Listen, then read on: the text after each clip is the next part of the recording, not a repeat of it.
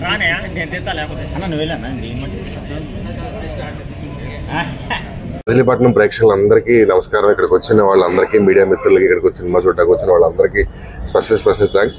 ప్రతి సినిమా రిలీజ్కి cinema release అయిన తర్వాత తిరుపతిలో దర్శనం చేసుకోవటం, అక్కడి నుంచి డైరెక్ట్గా మచిలీపట్నం రావడం, ఇక్కడ మచిలీపట్నంలో థియేటర్లో సినిమా చూడటం, ఇక్కడ మీడియా వాళ్ళతో మాట్లాడటం నాకు గత 10 ఏళ్ళుగా ఆనవాయితీగా జరుగుతుంది. ఈ సంవత్సరం కూడా ఇక్కడ రావటం, మీ అందరితో మాట్లాడటం నిజంగా చాలా సంతోషంగా ఉంది. అండ్ మజాకా సినిమా ఈ శివరాత్రికి సినిమా రిలీజ్ అయింది. ఇది ఫస్ట్ వీకెండ్ నడుస్తుంది. సో చూసిన వాళ్ళందరూ హ్యాపీగా నవ్వుకుంటూ ఎంజాయ్ చేస్తున్నారు.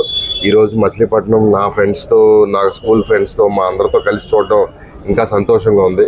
అండ్ ఈరోజు ఈ ప్రోగ్రామ్ ఇక్కడికి రావడానికి మెయిన్ రీజన్ మన youth president, BJP youth president మన రాము గారు. ఆయన ధమాకా సినిమా నుంచి మాతో పాటు ఎప్పుడు ఉండి మమ్మల్ని సపోర్ట్ చేసుకుంటూ వస్తున్నారు. అండ్ అలాగే స్మైలీ మోహన్ గారు.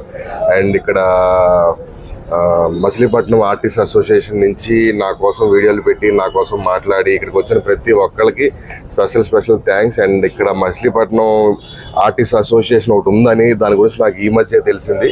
సో నా నెక్స్ట్ సినిమాలో ఇక్కడికి వచ్చిన ప్రతి ఒక్కరిని మా సినిమాలో ఈసారి నా బ్యానర్లతో పాటు వాళ్ళ బ్యానర్లు కూడా ఉండేలా చూసుకుంటానని ఖచ్చితంగా చెప్తున్నాను.